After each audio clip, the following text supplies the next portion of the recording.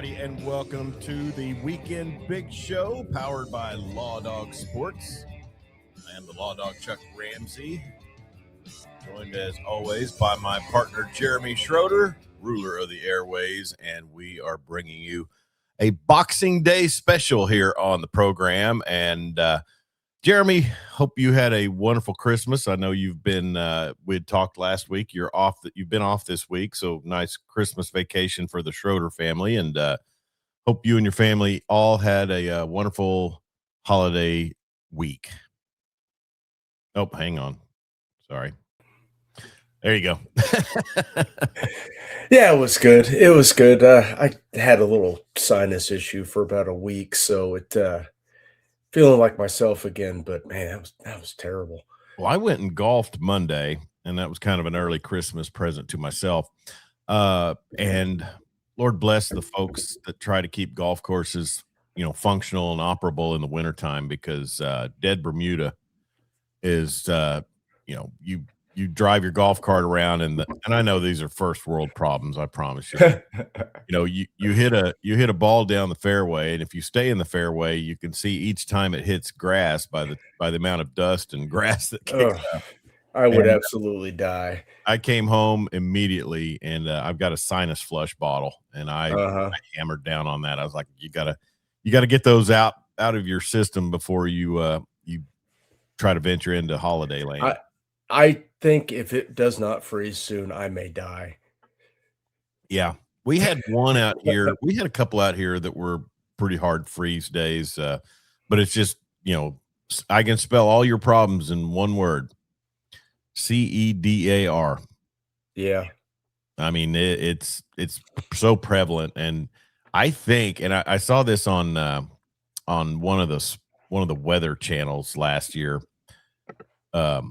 Somebody from a helicopter actually filmed if you're wondering what we're talking about, it's the eastern red cedar or something like that. It's an invasive species in Oklahoma and around.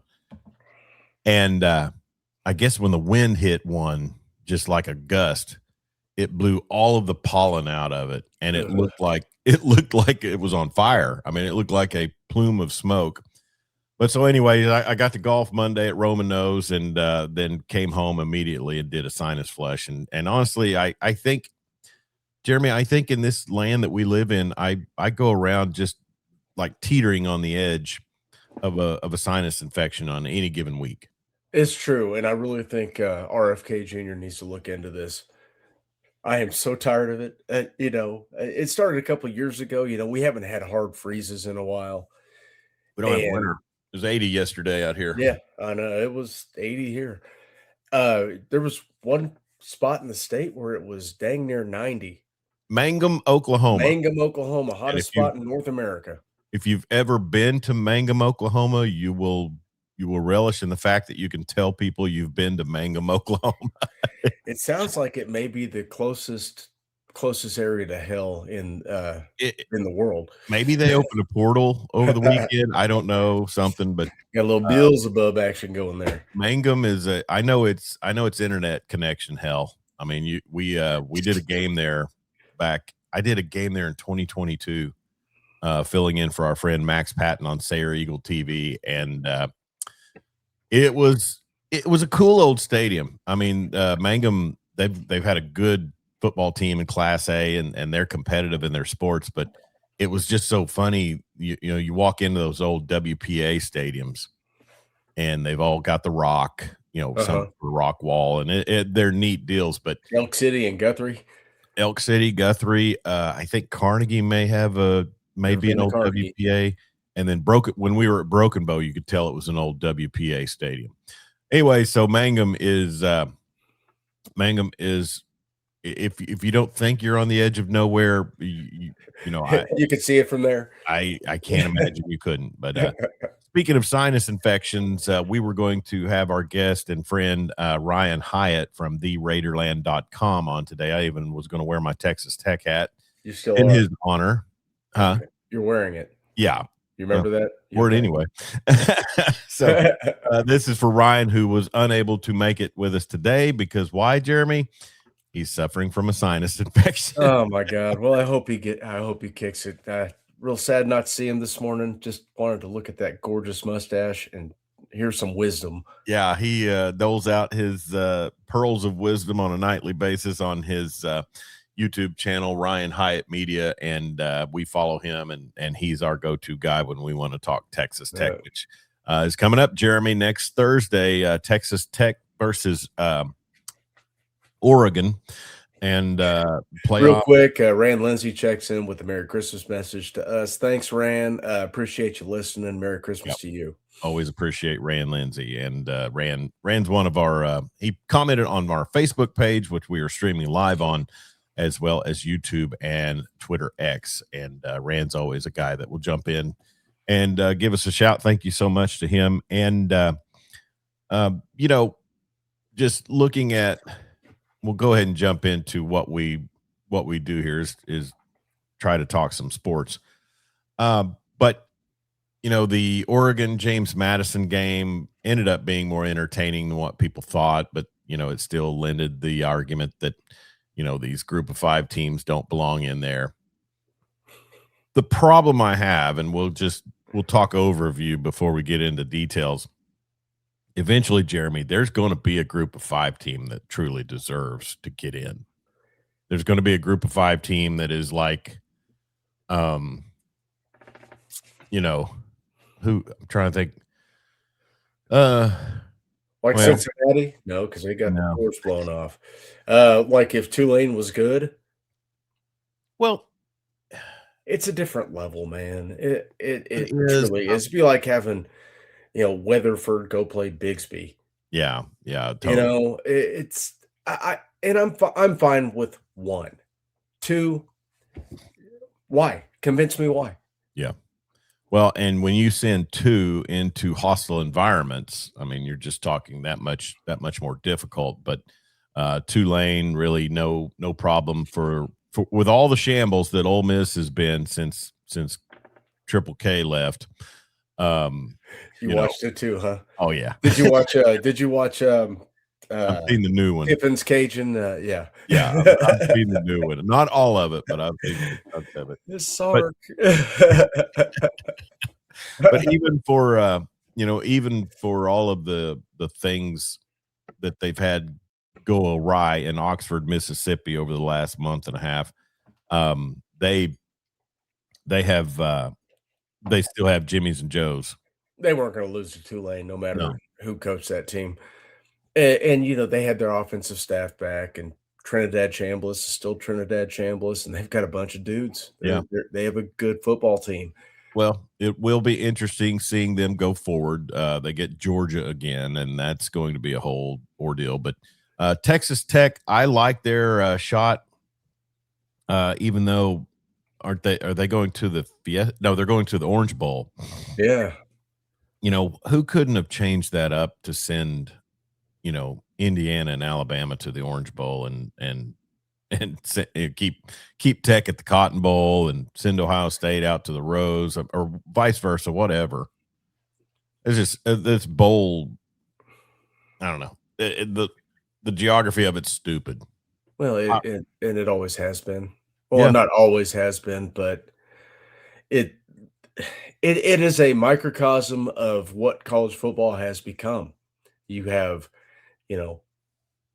West Coast teams playing in the Atlantic Coast Conference. You have, the only conference that makes sense when you look at geographically is the SEC. It's stretching, but yes, you're right. And the Big 12 is almost there, but you have a team in Utah. You've got a team out in West Virginia, so you're just all over the map. It's going to get worse before it gets better. Yeah. It's going to fall off it's got to fall off the cliff before the adults in the room will step in and say, this is not sustainable. Well, it's going to require a commissioner. And we all know it's going to be Saban. Saban, would Miss Terry allow that? Who knows? If the paychecks. How many oatmeal cream pies they got to pay him to do that? Dan Narva checking in from Michigan. Happy Friday morning, gentlemen. Dan's still celebrating the Ferris State Division II National Championship in a big win they had over Harding last week. Awesome. And congratulations to the Bulldogs of Ferris State. I knew a little bit about Harding because they play in the same conference as Southwestern Oklahoma State University, and they just trucked SWASU. But they're for them to go and play in that game and get trucked basically by Ferris, man, that tells you true talent, and that tells you also, Jeremy, that there are some D1 coaches that are going to be scouring the Ferris State and Harding rosters to see if they can more of them Trinidad Chamblises in the bag, because for Ferris State to reload and have a new quarterback and win a national title, that's pretty stunning. So they are a well coached, well-oiled machine. Tony Anise, didn't they beat UCO by like 100 points last year? Oh yeah. I think they've trucked everybody. I mean, they beat Harding bad. It wasn't, it had some moments, but anyway, congratulations. Dan Narby says, man, it was fun to watch those guys this year. 2 or 3 dogs already in the portal. So there you go. That's the name of the game. And therein lies our argument. What we started with, Jeremy, with these group of fives, is they're not going to be able to harbor their players. If they have a standout player, they're not going to be able to harbor them and keep them out from, entering the portal and going to a program that offers a kid a bunch of money. Well, they're not unique. Texas just had their 4th running back hit the portal this morning. Yeah. Their entire depth chart at the running back position is gone. 78-14 over UCO, but turnovers. Yeah, 78-14. Damn it. Still 78-14. They could have scored 100. Yeah. We're running wind sprints.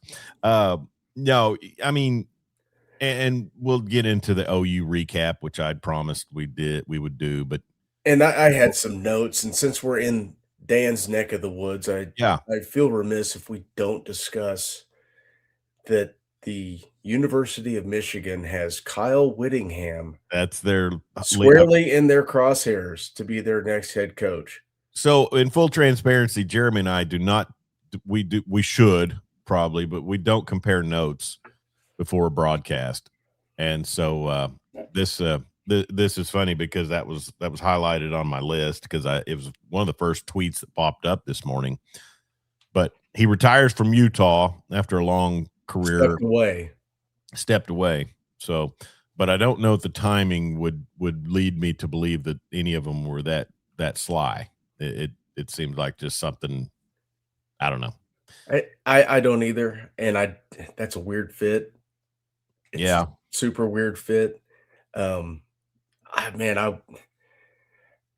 dang, man, I would not want any part of that Michigan athletic department right now. Well, they got a Citrus Bowl to prepare for, Jeremy. They may not have to prepare for much with the portal stuff going on. They may only have 22 guys available. There'll be some guys that they have walk on from campus that end up playing. So, to my knowledge, things I've seen, and I'm really not trying to track the portal that much, but I do see things. Bryce Underwood has not announced anything about entering the portal, right? Not yet. They gave him a whole lot of good Yankee dollars to come up there. So good for them. Portnoy should be on the hook. Yeah. Well, maybe there was a buyout in that contract. Who knows? And that's what we're going to fly into. And I've said all along these of course, when you whiff on one that I don't know. So anyway, portal, what I was about to say is 2-year contracts, but 3 plus 1. Huh? 3 plus 1. 3 plus 1. Explain 3 plus that. 1. You sign a contract. This is what you're getting paid. You're here for 3 years. Mm-hmm. Okay, you redshirt a year possibly, or you play all 3. That 4th year, you can come back, or you can have a free transfer, go somewhere else. But I mean, and to play advocate for the players, what if a school tries to be shady with a kid who is, on the roster but hasn't excelled, and they want to replace his dollars? Yeah, I mean that's a murky situation you're getting into there. I'm sure they're. Yeah, I don't know. Because I don't know where I'm going with that is we Probably the know same way you do a coach, "Here's some money, go away." the buyout. Buy 'em out. You said it. So Buy 'em out, and you man, I had a whole train of thought going, and then you just threw me a curveball. What the is that Squidward? Oh, Squiddy. Marty Wandry checking in says Merry Christmas and Happy New Year. Stock up early. And if you want to stock up early, that would be Clinton Liquor would be the place to do so and get by there in Seatown. And I'm telling you, if you're on your way out west and anywhere and you want to stock up, you can be off I-40 and hit Clinton Liquor there on 10th Street and back on in a matter of minutes. It's not, so if you're traveling out west for family holidays, stop in and stock up at Clinton Liquor. So back into the buyouts real Yeah. quick. So for years, the narrative was, well, these coaches, they can just up and leave. They got Like they can just leave scot-free and no one's, paying millions of dollars to buy these contracts out, or schools aren't paying these guys millions of dollars to go away. Yeah. So that's been a thing forever, right? Yeah. Unless there's cause. Why are we not doing that with these Mickey Mouse portal contracts where or whatever their Yeah. funding agreements are at this level? Because That's a lot of money. Right now, let's just take and OU's had a handful jump in. I think McKenzie, McKenzie. Autry, Jake Sexton. Is Kobe McKenzie the one who really folks have kind of jabbed back at about the trash talk he did on the I think after Jacob Rodriguez won the Butkus or something, I thought there was a clip floating around of Kobe talking mess, and as usual, maybe, but Kobe player it backfired. He was passed on the depth chart. What that? Well, he was passed on the depth chart by Heineke. Yes. Look at snap counts. Yeah. I mean, He played 12 snaps against Bama. He played around the same amount of snaps in the LSU game. He played limited snaps against Bama the first time. And I'm not even hating on him because I heard some insiders talking about his situation and he might have been moving further down the depth chart, or maybe it was just a situation where he saw dollar signs. He's got 1 year left. He wants to get to the NFL. He's got to go somewhere where he can play.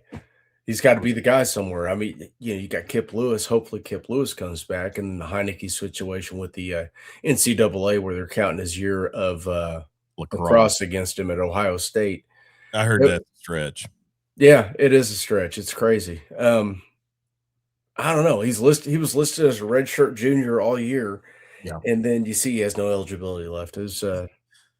But anyways, with the portal and like you were talking about, you want to see a situation where both parties are treated equitably and fair. You don't want your program to be held hostage by some player like Jaden Ott. Well, yeah, and the losing school should recoup financially something. I mean, Ferris State develops these guys. They jump in the portal, go to Michigan. They're left holding the bag literally because they've put money and resources into these kids. They get nothing in return once they bail. Yeah. These smaller programs have been rated since all this crap has started, and they get nothing. If we're truly going to be fair and equitable across the board, it's got to happen. It's got to happen. These schools should be compensated. These smaller schools should be compensated more than just, oh yeah, you can come over next year. We'll beat you by 50 and give you $500,000. No, you got to compensate them for the investment they made in that player when you weren't willing to give them a shot out of high school. Yeah, and once again, it lends itself, Jeremy, to what I always say. It's a free farm system for the NFL, all of it. And the NFL should be on the hook for part of it. Be on the hook for a lot of it. So before we, as we jumped into portal talk, I saw today where Texas running back Quintravian Wisner has entered the portal. I think he's been a good back for them. I think he's not had a lot of room to run, but He had 600 yards against Swiss, behind Swiss cheese. yeah, he's a hard-nosed runner. He can, and if and then also, in full transparency, these portal entries can be reeled back too. I mean, you enter the portal, you can always come back. So we'll see. Okay, negotiation, renegotiate. Exactly. The David Stone doctrine. Sure. So it was tough last week after on Saturday to watch. It was tough to watch playoff games after OU's monumental meltdown against Alabama. Which was your fault. It was my fault. I picked Bama, and it happened. I picked Bama too, but I didn't talk about the score out loud or put it in print. I think I said 17-13, so I don't know that. You said 17-0 wasn't on my bingo card, and I gave you the oh yeah, shut up emoji, and then it just fell. And it went downhill. Totally on me, guys. Mea culpa. It's just one of those things when when an OU team spirals, they spiral completely. It's defense, offense, epically, and special teams. It's been that way since Bob Stoops won his first national title. Well, you everything subsequently. You go into a game with the best special teams, probably, at least in the SEC, possibly in the country, and that is the major contributing factor to your loss is you can't kick the ball at all. You drop punts, you have a 20-yard punt, you miss a couple of field goals, just look bad all night. Yeah. Just so we know, Dan Narva said detours to the portal. There was Trinidad, but Ferris's best running back from last year never saw the field under Rich Rodriguez. I'd give Biff at Michigan. I'd give Biff a year and get the program healthy and try for top-down hires. I'm going to agree with that, even though it kind of contradicts something that I've kind of been. Sadly, I've been in agreement with the pencil neck out west, who is the LA Chamber of Commerce. You are getting weird. But he did say that, hiring the guy 2 doors down the hall rarely works out. But in a situation where the whole building's on fire, maybe that's the guy you should go with. Go with basically a gap year. Have Pochi run the program. Yeah. And then hit the next cycle, because there's literally nobody left that you want. Yeah. That is going to be able to lead the program for 10 years. I mean, because Whittingham's a hell of a coach, but man, he's older. Yeah. You know who, and you said gap year, who I totally admire in the college football landscape, and in essence, his whole time was a gap year? Doug Meacham. I think Doug is a heck of a guy, and for him to step in and handle things, I know they were terrible, but for Doug Meacham to step in and handle things the way he did with that Pokes program that was a total shithouse fire. Doug, I think Doug's one of the stand-up best dudes in college football from what I can tell.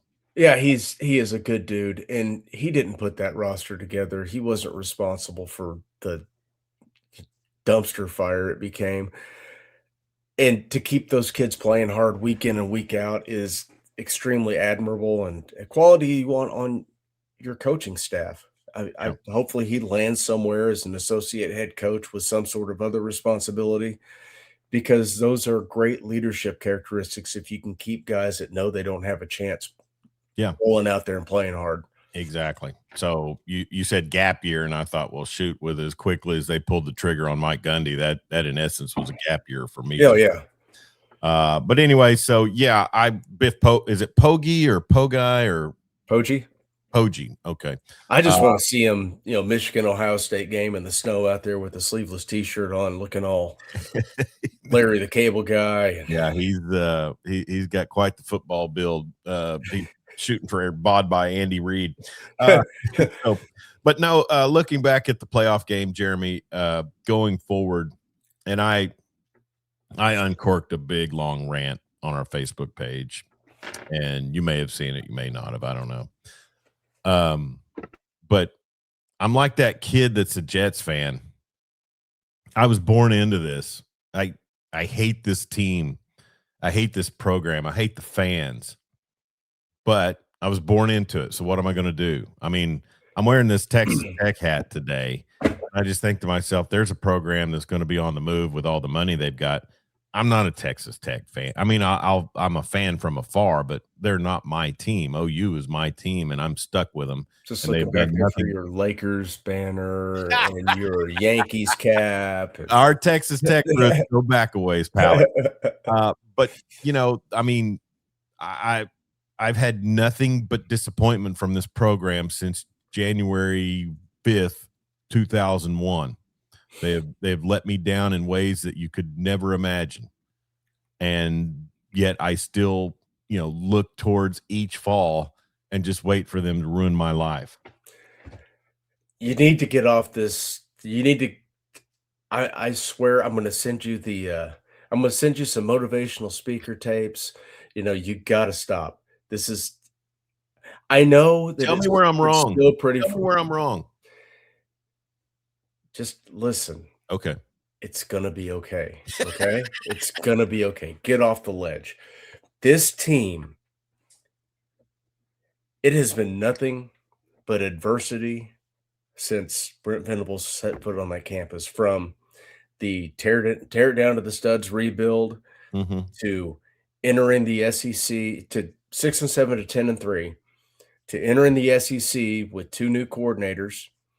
One we saw wasn't much of a coordinator if you look at Zach Alley's defense at West Virginia, and the other was just utter buffoonery. He was hired in the first place. To going 10-2 in the SEC with that schedule, talking their over for wins was 6. They won 10, Chuck. Yeah. 10. In that meat grinder of a schedule. Even I do not give a rip that LSU had lost Brian Kelly. That was a good defensive team. And they caused problems for everybody they played. Oklahoma beat that team. It wasn't a lot pretty, of NFL talent on a lot of NFL talent on that team. You played Missouri, who was at full strength because they had our favorite portal edition, Bo Pribula, who will probably be the next quarterback at Virginia Tech. Yeah. They beat that team by double digits. They went into Tuscaloosa and beat Bama. They had a lot of bad breaks go against them. You had the dumb throw by Mateer. There was a lot going on with that. I don't think they'd seen that look before. Mateer definitely hadn't seen that look before, and he didn't know what to do. You had the receiver who was hot, didn't sit, kept running downfield. Mateer thought he was going to sit. To the D-back. There was a lot going on. And end of the day, you lost to Alabama. You didn't lose to fucking Boise State. Pardon my French. You lost to Alabama, a good Alabama team. But we have lost to Boise State in the last. In a meaningless. Okay, I think about that. That was a meaningless bowl game. I know. Are you going to worry about those? No, I don't. But you only worry about the wins. Hey, it's. They're building towards something, Chuck. Rome was not built in a day. This program was set back massively. Jeremy, if Indiana beats Alabama, not everybody can be Indiana. We were Indiana once, and how'd that work out? What do you? Well, I'm just saying. 99, 2000. Sure. Second year won a natty. Yeah. I mean, it could turn just as quickly. Signetti's not in his 40s, dude. He's 63 years old. So in essence, you're saying that you believe in your heart of hearts that right now, in this moment of Oklahoma football, that they are structurally and fundamentally more sound than they were after they won a national title in the second season of Bob Stoops. No. So what are you saying? Not yet. They're on the precipice of that. The defense is built. They've got a lot of good young guys on that defense. That defense is going to be solid. That defense is going to be a constant. Second, remember, they went into this season. I made the point about two new coordinators. They went into this season with a brand new offensive coordinator who had never coached above the Pac-2 level. He learned a lot this year. Offense is going to improve. It has to improve. It can't It can't be worse, and I think it would have been okay had your quarterback not broke his thumb against Auburn when he was playing well. He looked a lot better against Bama. He's got to work on that footwork. The footwork's terrible. But when this team's rocking and rolling, he's not going to be the guy anyways. So portal entry or high school recruit? Because honestly, Dylan Gabriel had a nice dude, wasn't hurt, had a nice 2-year run here, but I mean, if you could drop Dylan's brain into John Mateer's body, you'd have a quarterback. Okay. You'd have a quarterback. But the Bentley kid they love, that's Arbuckle's handpicked guy. And you never know what's going to happen. I mean, heck, Chet New could end up being the guy. I mean, remember we had this kid from Putnam City North named Sam Bradford. Have you heard of him?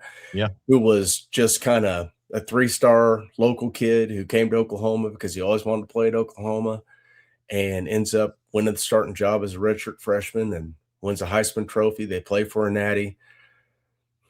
And DeMarco Murray gets hurt and they don't win it. I just know this. In essence, in the biggest spotlight, since that 13-2 win over Florida State, OU has shuddered when it's been time to bring the trophy home. And I don't, and I think in my post I threw out things about you could put, historically you can go back and put asterisks around titles. I don't care. I think probably the Steve Davis wishbone teams are probably clearly the best teams to be on the field in those years. The 85 national title team, tremendous team, beat a good Penn State team, lost to Miami that year. If not for a Tennessee win over Miami, we're probably not 85 national champions. So, the controversy over the Florida State versus Miami in 2000. Okay, I think that defense would have shut down a lot of teams. Obviously, not Miami. But I mean, obviously Miami couldn't handle Washington that year. So, you got to win them all in that era. You had to win them all. So, but I mean, if you want to be a detractor, you can go back, and that's where I go to when we blow a 17-0 lead in a game at home. And so, the 03 Sugar Bowl, the 04, and I'm using season years, not the actual. I hate the fact that the bowls are played in it. They say the 2005 Orange Bowl. Well, it was the 04 season. Shut up. But so, and you mentioned the DeMarco Murray thing. Who knows what happens if he's healthy and not returning kicks against Missouri in the Big 12 championship. But then the playoff run, with Bob Stoops transitioning into Lincoln Riley, they just have not been ready. And I don't, for myself, see the instance where OU is just going to be able to go out and strategically and on a talent standpoint be better than the best teams in the country, and get the job done. I don't know. I mean, you look at the recruiting that Ohio State has done in the last 5 years, and then Michigan before their implosion, and before that it was Alabama. I just don't know that OU is going to achieve the level of those programs with the amount of, now you got to deal with Texas Tech. And so I going forward, I just think you're going to be a program for many years that reels off a happy 10-win season, but maybe isn't really a contender. Well, I mean, that all remains to be seen. But if you're not willing to give this staff, and there will be changes to the staff, if you're not willing to give Nagy, who hasn't really even gotten off the ground yet, and we have a new AD coming down, you need to be positive about this. I know I know at your essence, you are the purveyor of gloom and doom, and it's okay. I mean, you want to live there. I don't want to live there. I want to look at the positive. Because I see the upward trend. You talk about the last year's a Bob Stoops leading the Lincoln Riley. Do you remember that tweet I shared with you the other day with the number of touchdowns given up? Maybe I didn't send that to you. You did. You They did. gave up 62 friggin' touchdowns one year and made a playoff. 62. I want to say Oklahoma gave up in the 20s this year. And that's fine. But Okay. it's it's a yin and yang effect, Jeremy. Sure. And when the defense is solid, the offense is ass, and vice versa. The offense was better this year. The offense will be better next year. It's going to it's a progression. It's a progression. He's learning. Arbuckle's learning. You remember you said something the other night during that game, how much you hated Arbuckle's route tree. Mm-hmm. And then you saw one play and it seemed to totally change your mind. Deion Burks? The Burks, he ran a deep crosser. Yeah. And there was a crosser underneath him. And it totally pulled a safety away from it. And it was just a dime thrown by Mateer.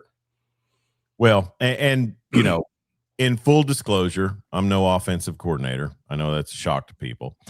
But also, you know, I haven't gone to a game this season, and there are people that would say that disqualifies me. So I'm not seeing the actual results on the field. I'm watching it on TV. But I will say this, you know, and obviously it so much of it boils down to running the ball. If your team can't run the ball, the quarterback's job is difficult. But prior to that route by Deion Burks, there probably were some you know, the route tree maybe isn't the top problem. The route tree could be too much for the quarterback to grasp, because there was one that he hit an intermediate route, and I can't remember if it was Canick or who, but there was a wide open player right up the seam, and he missed it.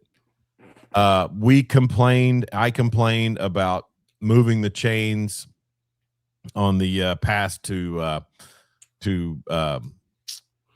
X-Man Robinson on the, I guess that's a wheel route of some sort because he came out of the backfield. But you know, he short arms it and misses it. If he catches it, it's a great play. I've probably reeled back a little bit on that. You're a quarterback. Your job is to throw the ball down the field. You see a guy streaking wide open. You pretty well lay it out there for him, and he just doesn't get it. And that's been the problem with the inability to run the football, is you're asking so much of that quarterback. So every decision is going to be placed under a microscope.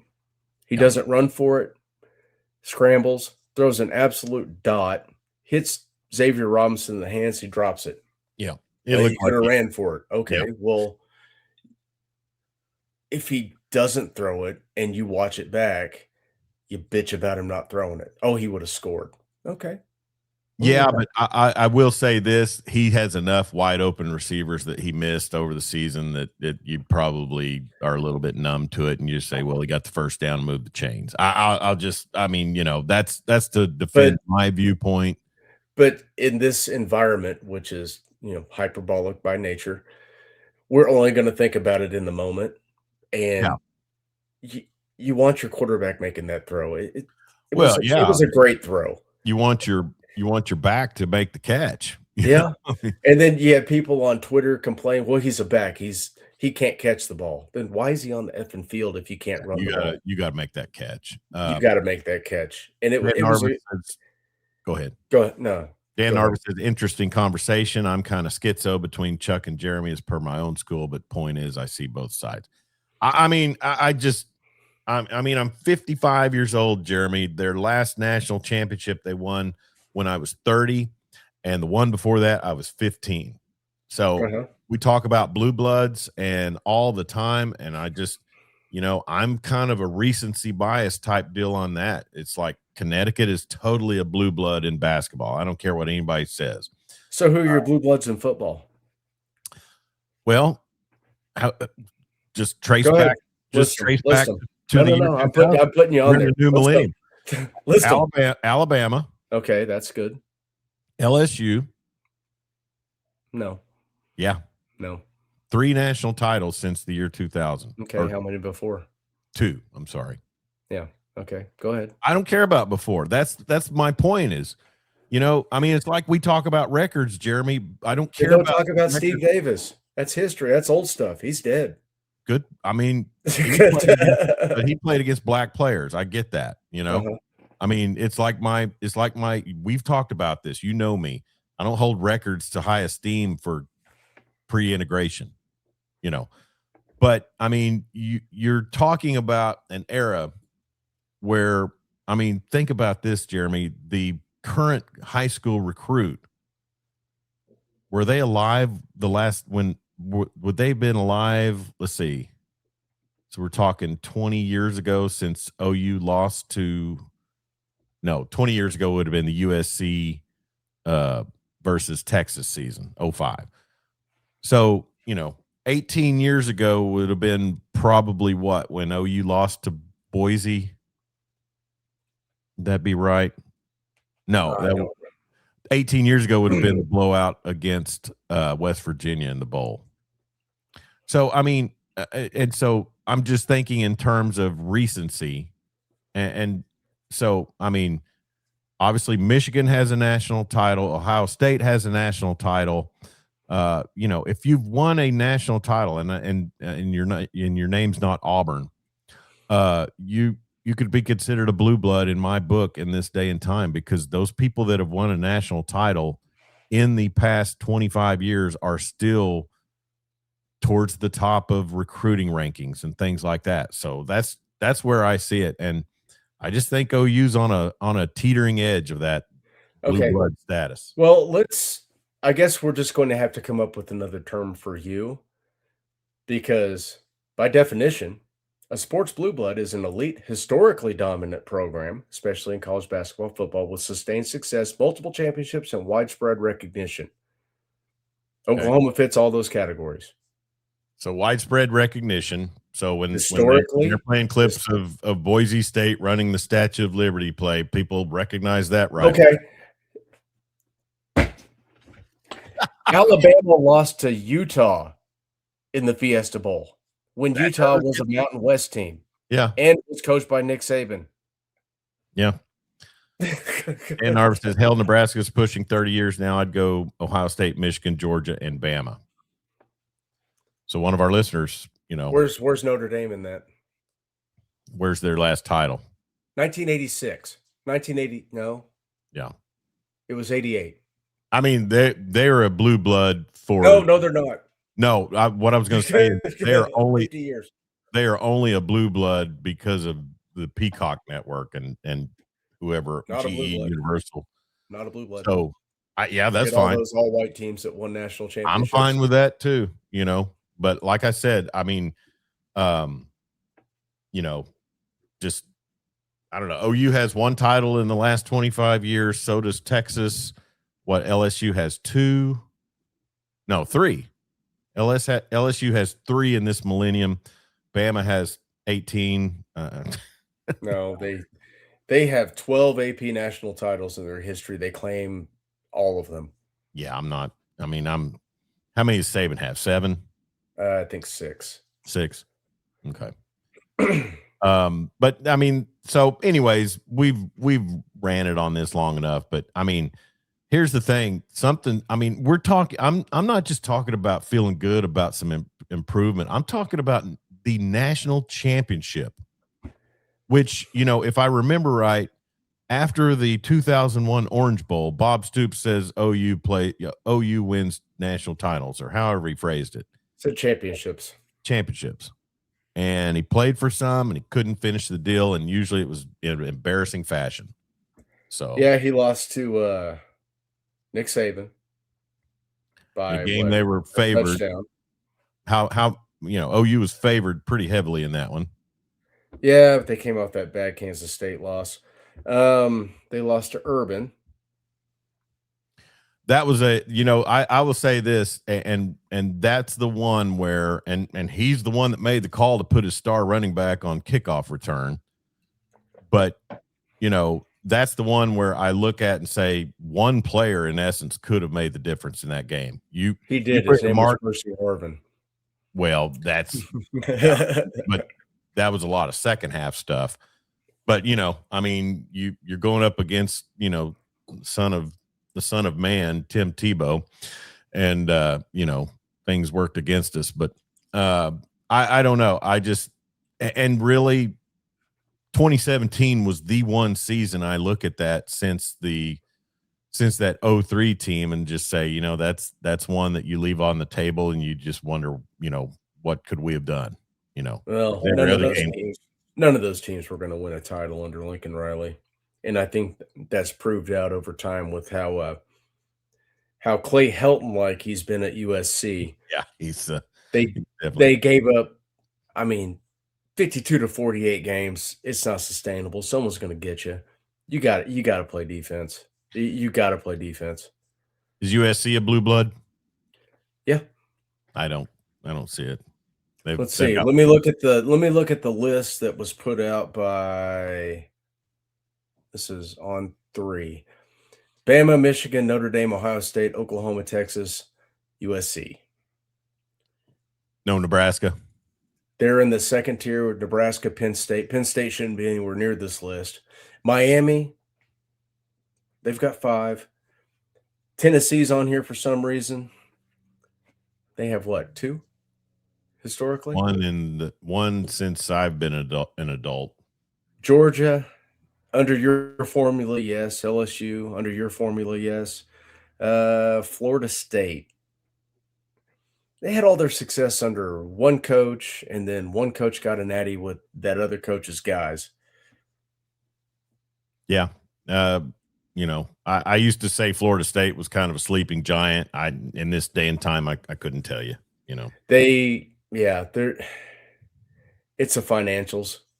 Yeah. They sign coaches to horrible contracts with massive buyouts, and then when they fail, they can't get rid of them. Well, I will say this, as much criticism is heaped on the offense and John Mateer, I think equal amount of criticism should be heaped on the secondary of Oklahoma because, and really that's a little harsh. I admit that.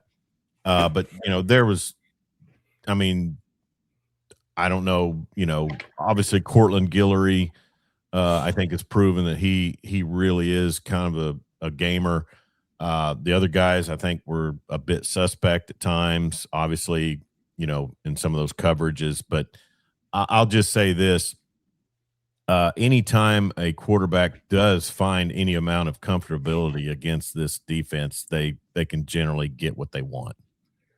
I mean, if you can just withstand the pass rush, it's there for the taking. And Arch Manning kind of proved that in the Cotton Bowl. So let me look at the box score again from this game. Ty Simpson threw for 232. You can live with that. They ran for 28 yards. And when I said it was a little unfair, I will say this. It basically, it's unfair because of the fact that the turnovers and the special teams play was total flip from the script of the first game. You lose by 10. You basically gift wrapped 13 points for them. You gave them a pick 6. Mm-hmm. You set them up twice in field goal range with just horrible special teams. Just god-awful. SEC punter just throws the ball on the ground. Did they score 20 yards. Did they score a touchdown or a field goal off of the 20-yard punt? Man. Now you're asking me to go back. I know that the drop punt, OU held them to a field goal, but then the next possession was the pick 6. All right, so exit question, Jeremy. Looking at this OU team, they've got to pray that somebody can come in and work with their quarterback, who I assume they've invested heavily in, to fine tune his mechanics, to help him see the field better, to help him I mean, it's not like it was his first season in this offense. So yeah, I know. With him, if you watch him, it's between his ears. The jittery feet, the not trusting the guys in front of him, not seeing things because, I mean, the mechanics are what they are with throwing the ball, but The feet have got to get better. He's got to stay planted when he throws the ball. He's got to quit jumping. It's I think just I it's think mental. Kel Gundy said that pick six that everybody in the stadium, according to Cale Gundy, everybody could see it was coming except Mateer and maybe Buckle. I don't know. So I think that's a look that Bama hasn't given before. what a time to bring it. Yeah, I know, right? All right. So as Jeremy mentioned, glass half full. OU wins 10 games in a season where I think the over under was 6 or 6.5. Makes the playoff. That's some good cachet going into the recruiting season and the portal season. And I think people do want to see Jim Nagy, be able to operate with a full season under his belt. That 2027 class is ranked number 1. Zach said, but those kids flip months before the signing day. Well, people have been swinging all over Lincoln Riley for having the number 1 recruiting class, and half of them didn't sign with him. So you tell me somebody's got the 2026 number 1 class, and I listen. USC, USC. Okay, that 2027, a lot can happen. And I know, but the day we started prognosticating, in essence, 2 seasons out recruiting classes, I've just kind of my point being is he got in late for the 2026 cycle. Sure. They have an extremely young roster, so basically they're filling depth holes with the 2026 class. 2027 is going to be the one where he starts to make his hay, and it'll be a top 10 class at least. So will he have enough offensive line talent to merit the keeping of one Bill Bedenbaugh? He should. Can Bedenbaugh coach up talent, or does he develop talent, or what's his forte? What's his forte? I don't know. I think he just keeps – it seems like he keeps guys on the roster long enough until he feels like he has to play them. This year was different.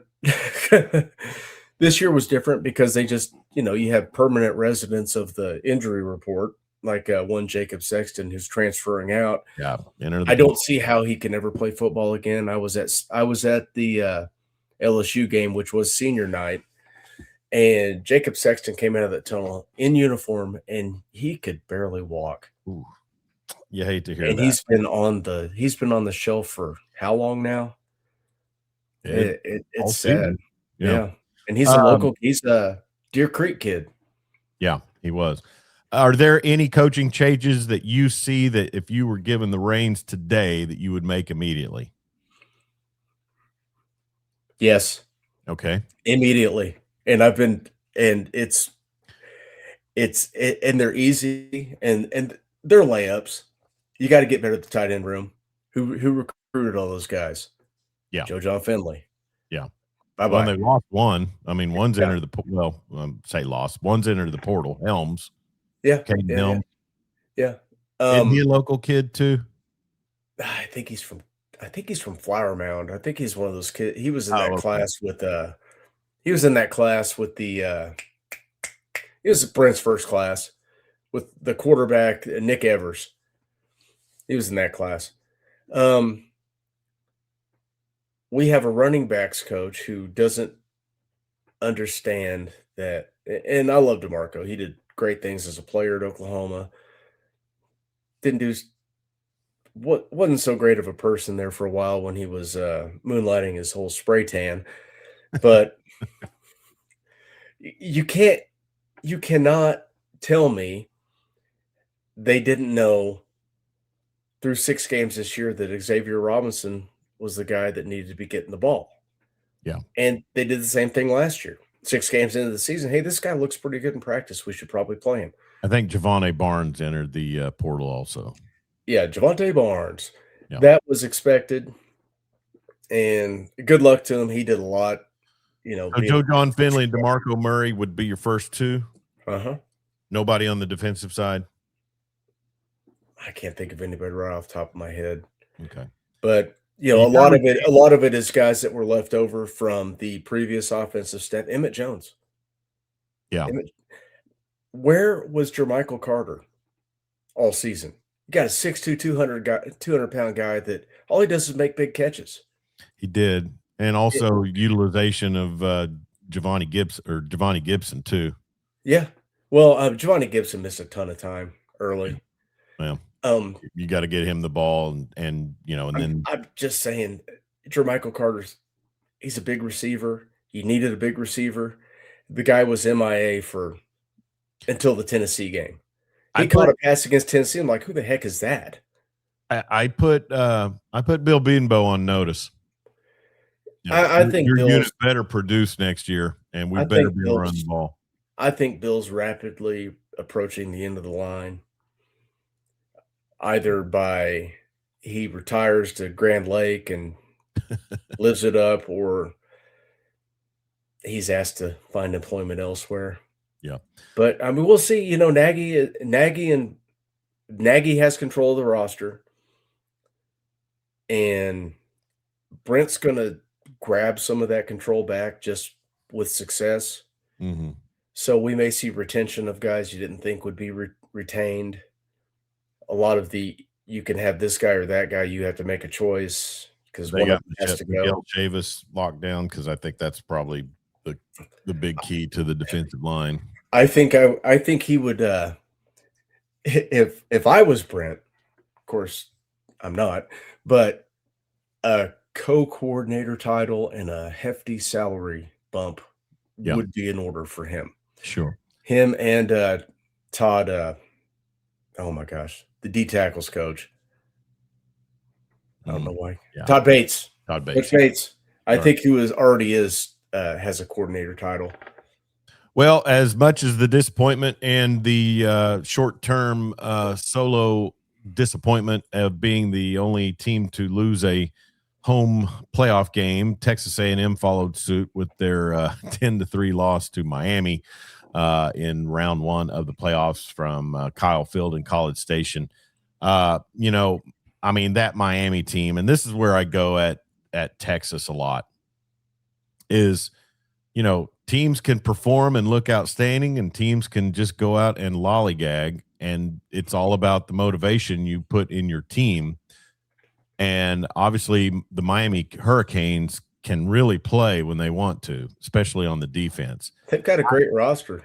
I think a lot of it might have been that A&M could have been a little bit of false goods. I mean, if you look at it, they really cashed in on a SEC schedule that flaked out. I was going to say, did you look at their schedule? Yeah, that's what it was almost as bad as Notre Dame's, and they beat Notre Dame. Yeah. They had been over Notre Dame, and I think people looked at the recruiting stars and looked at the performance of some of the players and gave them maybe a little more props than what they were due. But I mean, still, you're hosting a home playoff game. They went 12-1. You took care of your business in the SEC, which is, everybody purports to be the greatest conference of all, and top to bottom, I would be remiss. I would be hard to find, a conference that really can put out that much talent from top to bottom. But disappointment in College Station. Mike Elko, I don't know. I'll just say this. I saw some of the smack talk from the A&M players, and I just thought, man, you don't do that against Miami. The biggest thing, the biggest way you can get at Miami is compliment them excessively. and pray that Malachi Tony turns an ankle getting off the bus. Something. But, the defensive front for Miami was just really stellar. They played better than they had probably. You're talking about a team that went to SMU and dropped. And that was a team that lost to Baylor. So it's just a matter of when's the spotlight bright. I don't know that Miami has what it takes to beat Ohio State, but then again, Ohio State, they didn't shine in the Big Ten championship game on their offensive line, and they, all the praise for Julian saying, I don't know. I mean, they've got some great receivers, but Lord knows Miami could end up locking them down. You just don't know. That was two very good defenses playing in that game, and a couple of flawed offenses on the field. Yeah, And Miami's trust an me, explosive, big play offense. I just don't Pete Davidson out there, I don't trust him. I just don't I he don't looks think like he's gonna this. He looks like this poor sap I worked with back in the old days on the police department. That the bishop is checked in. yeah, thank you, Bishop FDR, and he's on there. Happy, blessed, prosperous New Year, fam. Salute. Thank you so much, sir. But yeah, and then Dan Narva points out that the Hogs had A&M down big, and then also not a big, huge believer in Julian saying. But yeah, Texas A&M was a bit of a bill of goods, and they kind of showed that in that second half against Texas, where Marcel Reed is just not a guy that you can trust when the defense is taking away your bread and butter. His running ability. His running ability, and I know he turned his ankle against Texas. He's a young quarterback. Is he a sophomore? Yeah, I think so. Yeah, he's still young. That's a good roster. That defense is legit good, Yeah. and they'll be back. Elko's a good coach. They got the right guy down there. I mean, they're like Texas Tech of East Texas. You know, I mean, they're playing the game right. So, hey, have you seen all the smack talk between Oregon fans and Texas Tech? Oh my God, we got the new money rivalry. The Oregon fans that are saying you're only good because you got a billionaire. like Phil Knight. Yeah, I just can't. I just can't. It's been entertaining, but it's like watching Jake Paul fight his brother. Yeah. Could you just kill each other? Oregon is a 1.5-point favorite at this time over Texas Tech in the Orange Bowl upcoming on January 1st. Wednesday, New Year's Eve, Miami is a 9.5-point underdog to the Buckeyes at the Cotton Bowl Classic. And then Alabama is a 6.5-point dog to the Hoosiers, and 6.5 points is the spread for Georgia versus Ole Miss. Ole Miss is the dog in that one. I love all the hand wringing over the schedule, and then college football playoff gives you 2 weeks off between rounds. Yeah. What the heck? Exactly. Looking at Alabama, Jeremy, is that team, I mean, from what we've seen from Indiana all season, you know, and I'm sorry. I mean, I'm just always hesitant to crown these Big Ten teams. I know Michigan was a physically dominant team when they made their run. Ohio State, you know, came to life after Michigan trounced them, and then, you know, played some great defense. But I mean, in most cases, I'm still going to kind of default to an opinion of Indiana may not have seen the team speed that Bama brings to the process. I'm glad you mentioned that, because I saw an interesting stat about the Heisman Trophy winner, Fernando Mendoza. Yeah. He threw, 26 touchdowns against how many interceptions? Point of that is, against the soft underbelly of their schedule, Mendoza threw for 20 touchdowns, no picks. Against the top teams they played, he threw 6 touchdown passes against 5 interceptions. Yeah. So, thinking that Indiana is just going to go against a Bama front that's returning Caden Proctor, that Alabama defense is really good.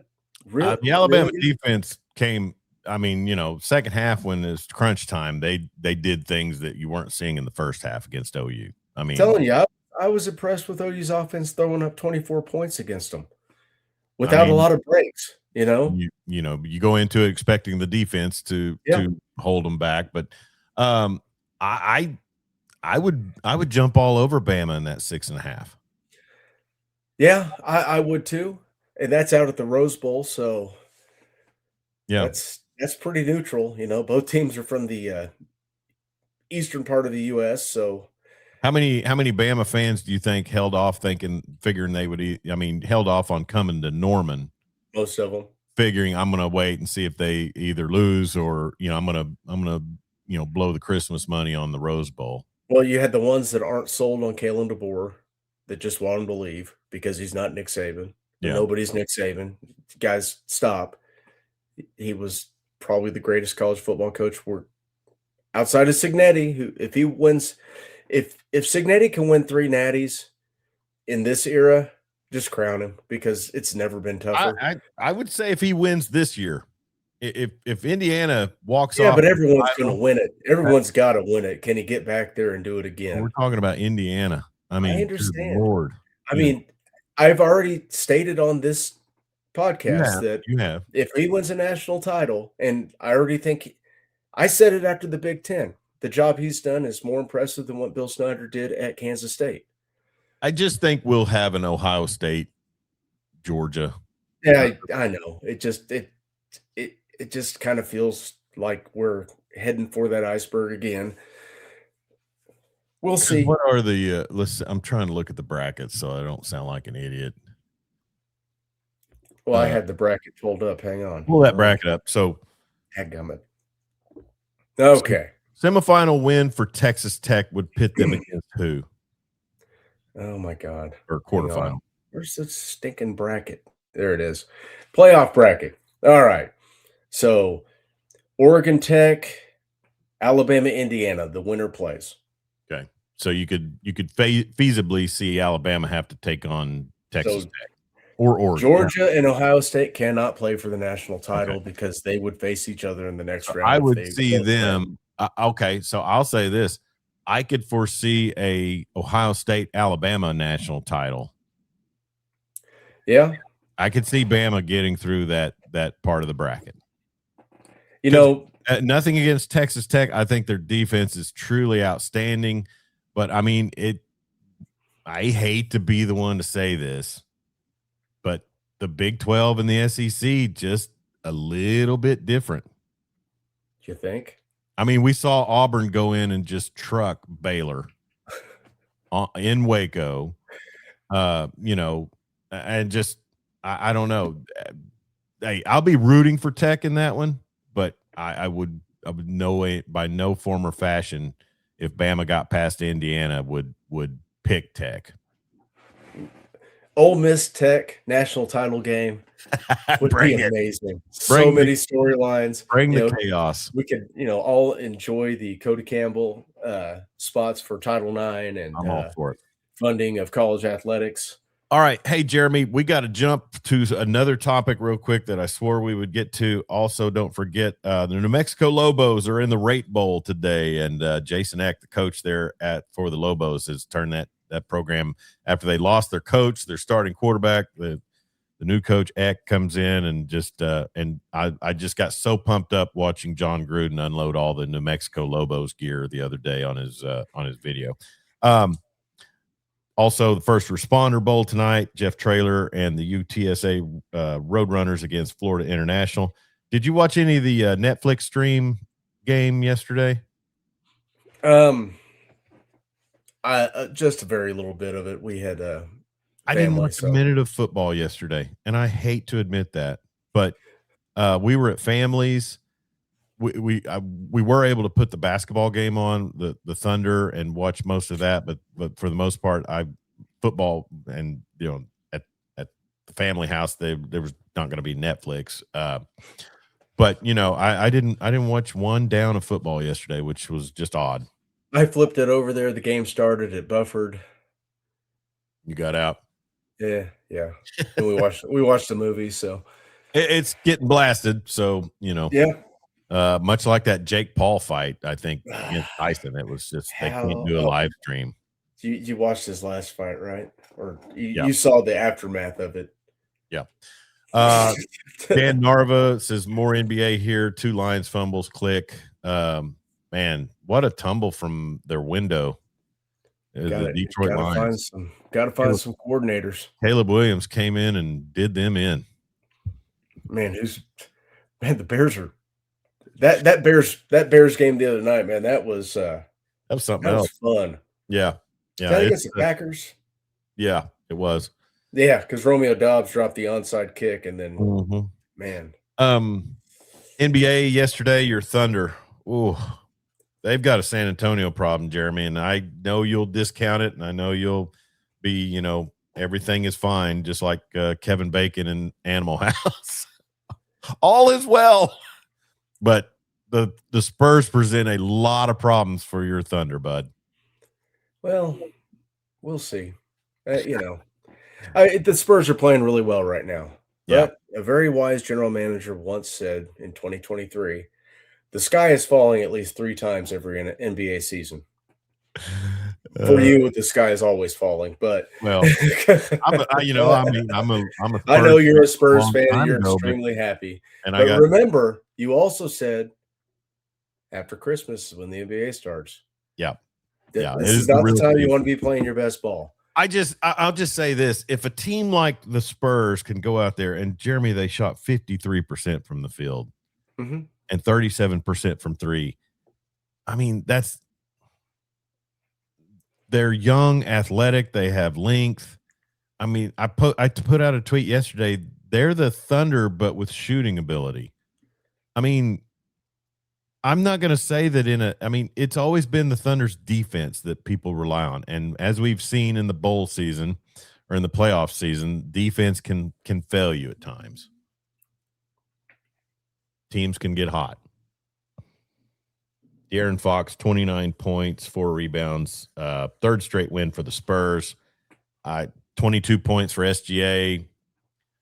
I'll just say this: is your team looking worse since their number 2 came back? They looked a little more homogenous when J-Dub was I out. don't know, I just hope they can get through these next 51 games and make the playoffs. Playoff. We're talking about playoffs. Playoff. I mean, I'm It's I'm too always early. The Spurs are playing really well right now, yeah. and, it's so early. Just Well, I what a night. enjoy it now. Well, Enjoy I'm just talking about closing windows, Jeremy, and enjoy it now. sometimes the Chiefs window closed on you. I For your know. sake, I hope that the Thunder window isn't going to be slammed shut. That's the most hyperbolic thing you said today in just a stream of hyperbole. That's what we do here on Law Dog Sports, the Weekend Big Show. What stunned me was a fast break point, 17-7 in favor of San Antonio, and that is I did not get to watch any of the game. It just doesn't seem like they're playing well right now. Like, yeah. across the board, Caruso, 2 of 12 from 3. Why is he taking 12 threes? And that's another thing I was going to say. Each time as I sit there and watched it, while pummeling snack food into my gullet, he took corner 3 after corner 3 and just not even coming close. And I just thought, Yeah. dude, how about you dribble out of the corner and just, I mean, I know there's plays ran, but good gosh. And the first thing I thought is like, where are the Josh Giddey justifiers now? Stop it. They just won a championship, They right? did, but Yeah, we're they thinking won a long. We're championship. thinking window and long term, Jeremy. So, uh, 51 games remaining. the thing is Ebbs and flows. both teams hit 11 3-pointers in the game. It's just that San Antonio shot 29 and OKC shot 44. And I'm just saying this, Jeremy, going forward, they need to make sure that whatever bench player is the hottest from outside is the one taking the shots. I mean, there's not a lot of room for error. I think if Caruso's not hitting, he's got to pass that up. Yeah, I know I'm hitting in the gullet, but they shot like 24% from 3 in the playoffs last year. Just gonna throw that out there. they defended a little better then. But that, like you said, it's one game. It's early in the season, but I think 51 games remaining. Did AJ Mitchell even play? No. you can put to rest the. Well, there's the difference. AJ Mitchell didn't play. He is totally the difference. He's the glue. Well, and the bad thing of too is, I mean, I can't remember. Did Wemby start in that one? No, he's been coming off the bench. So coming off the bench. But even then, I mean, he was 50% from the field. Yeah. Mavs lose a tough one to the Warriors, 126-116, and then like I said, football. I missed every down of football yesterday, but I did see where Nikola Jokic had 56 points and 15 assists and 16 rebounds in their overtime win over Minnesota. I think was a game that Anthony Edwards got ejected from. No. That Anthony was Edwards does not get ejected. oh, okay. Anthony Edwards has groin spasms and leaves the game in a wheelchair. What Are you was that last night? are you talking about Anthony? You said Anthony Edwards? I Yeah. thought you said Davis. No, not Davis, not street clothes. Yeah. Oh, he might have. He might have. Yeah. Anthony Edwards, 44.6 rebounds. And like I said, I think he got ejected after 2 technicals. See, there's like 3 teams in the West that can win it all. The Spurs, the Thunder, and the Nuggets remain to be seen. Timberwolves, just because I saw what they turned into in the playoffs, and the Rockets. Yeah. And the Rockets is 100% due to health. Yeah. Rockets demolished the Lakers last night, 119-96. Kevin Durant, 25 points, 8 assists.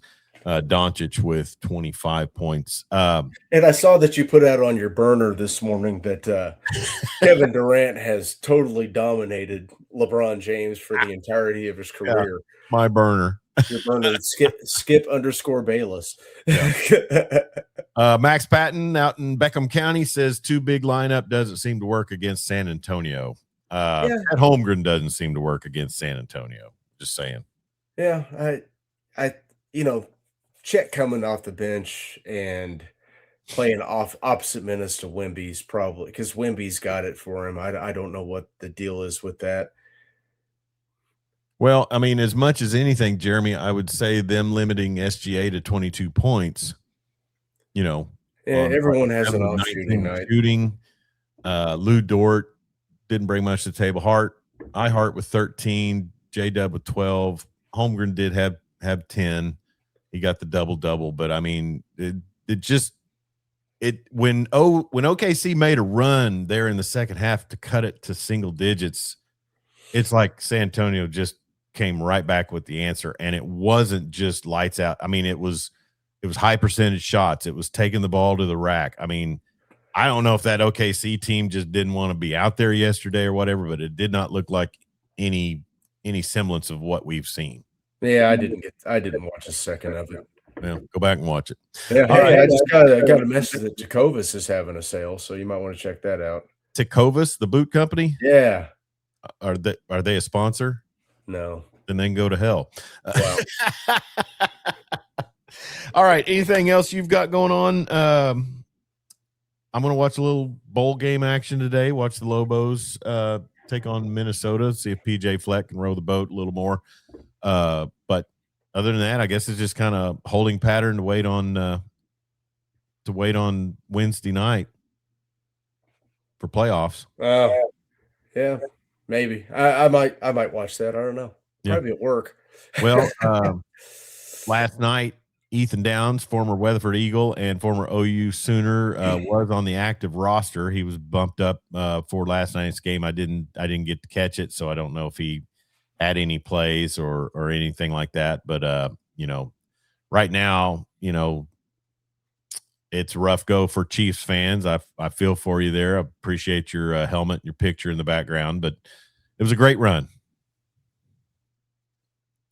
But I'm sorry. It's Bo Nix's time now. Oh, stop it. It's Justin Herbert's time, Jeremy. This season is extremely disappointing, but all right. I'm exit question. Concerned. Exit question 2027.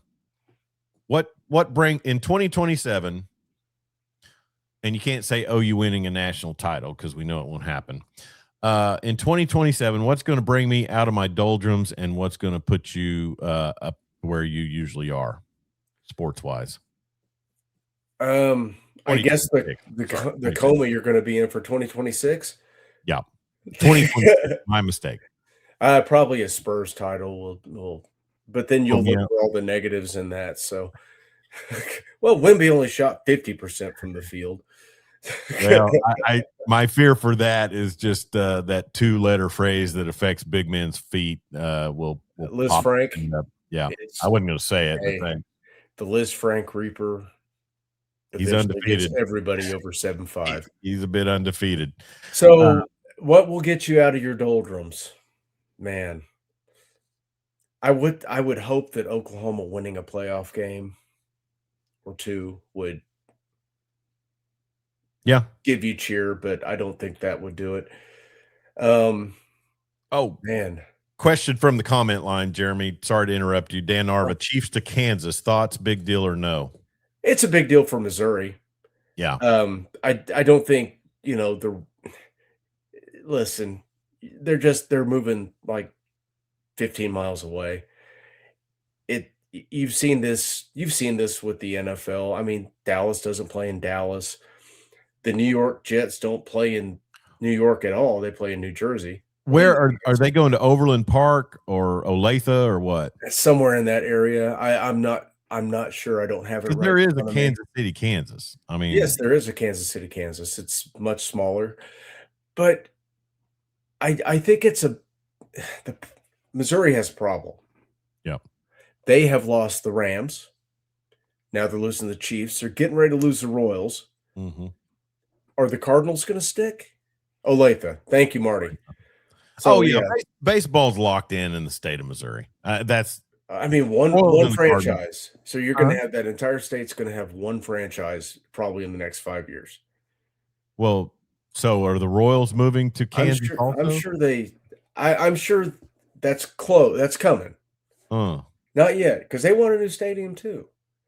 They've been playing in what was Kauffman Stadium since the 70s, one of those old cookie cutters. Everybody wants shiny new things. Marty Wandry says it is Olathe and also says it's old, but he loves Arrowhead. Hey, Arrowhead's a great stadium. Did we address the two big lineup comment from Max Patton enough? Yes, we did. I know I was flippant, but I mean, yeah, they're not. I'm trying to think of the Spurs. I would start Kenrich Williams against the Spurs. Hey, I do love me some Kenny Hustle. I mean, maybe roll out some Usman Jang minutes. Thank you. Even Lindy Waters got some minutes last night against Brandon Carlson. Yep. So, yeah, I've been to Arrowhead twice in my life. It was a nice experience. I've never been for a Chiefs game. There's not a bad seat in that stadium, Chuck. I enjoyed it each time, even in 03 when I had to I'll take that back. I've been to Arrowhead 3 times because I was there for that 03 debacle against Kansas State sitting in the end zone. So, yeah, that wasn't bad. Okay, so we're getting rid of outdoor football, right? That's where we're headed. The Chiefs are going to have a dome. Everyone's got a dome. You're going to have outdoor football at Lambeau because they'll never get rid of that stadium. Good for them. Is Minnesota retractable or is it over there? Yeah, I believe so. I mean, that's such an advantage. January when you're playing a home game and it's 13 below zero. Oh yeah. When they played Miami. I think Tua still hasn't thought out. Why do you why do you want to do that? Yeah. It is a growing trend, and I would go retractable just so that you could grow grass in a retractable, couldn't you? Yeah. Well, you can have grass on the dome. It would the Cards do. They have that the whole playing surface is on wheels. They just roll it out. Sure. All right. Well, Chiefs to Kansas. That's definitely something that was not on my bingo card in 2026, 2025. Every time you say that, something bad happens. So start to get that out of your vernacular. Hey, we want to thank CCW Safe for sponsoring Law Dog Sports, the Weekend Big Show. They provide legal self-defense coverage with plans starting as low as $19 a month. We would recommend you use the link in the scroll at the bottom of the screen or in the description of this live broadcast. They provide self-defense support with deep expertise, personal care, and self-defense coverage that goes beyond the basics. You can trust the team at CCW Safe. And one thing I noticed, Jeremy, is that it's not just firearms that you may be defending yourself with. They will also represent you. And the phrase they use is coverage when using any legal weapon of opportunity for self-defense, not just firearms. Coverage for my bow staff. So your bow staff is your nunchucks, your bow staff. Gosh. Dang it. Our last comment, Dan Narva up in Michigan. Hell, Ferris has a huge advantage in December when teams have to come north. Outdoors is big for northern climates. It is, and was Cunado at the playoff game last Friday? Yes, he was. what he say about the wind, because in all honesty, I couldn't tell. I couldn't go back and tell you who was affected by the wind. And I mean, the second kick by the Lou Groza Award winner was way short, and from what I understood, that was with the wind. I think he caught that one fat. Okay. Or maybe Fat Tony. One of these guys got to him. That's what I thought about Grayson Miller, but hey, I'm be conspiracy minded here on this program. Sorry, Dan Narva, for your Lions. Sorry, apologies to Dan Narva for the lack of Lions talk, and Dan Lanning, or not Dan Lanning, Dan Campbell. Man, how about Dan Lanning and Michael Irvin bringing cocaine back to popularity? Act like it never left, baby. I love it. All those bad memes of Pablo Escobar are going to have to be changed out. So, man, Michael Irvin was taking belt to butt there in that A&M game on the trash can. Man, he's something. To have that kind of energy, my gosh. Well, yeah, the Columbia marching powder will do wonders for you. I turn 80. If I live to 80, I'm going to try it. Just all right. He's Jeremy Schroeder. I'm Chuck Ramsey, the Law Dog. That is the wrong tone. Sorry. And maybe it's the right tone. Learned something on this program. He's Jeremy Schroeder. I'm Chuck Ramsey, the Law Dog. This has been the Weekend Big Show. Follow us on social media, YouTube, Twitter X, and Facebook at Law Dog Sports. Also interact with us there and subscribe, and please like our content and our channel on YouTube as we go into the new year. Jeremy, it will be 2026. Some might say, according to my premonition, it could be 2027. You never know. But it will be 2026 the next time we take to the air. Once again, I want to thank you immensely for another great year of our program here on Law Dog Sports. It's the highlight of the week, man. It's a lot of fun. I'm glad to hear that. And you are a trooper. You're always here with us, and always giving the sane and reasonable takes as opposed to my conspiracy theory mindedness. So anyways, be safe out there, everyone. Don't text and drive, and sure don't drink and drive, and we'll talk to you real soon. This has been the Weekend Big Show.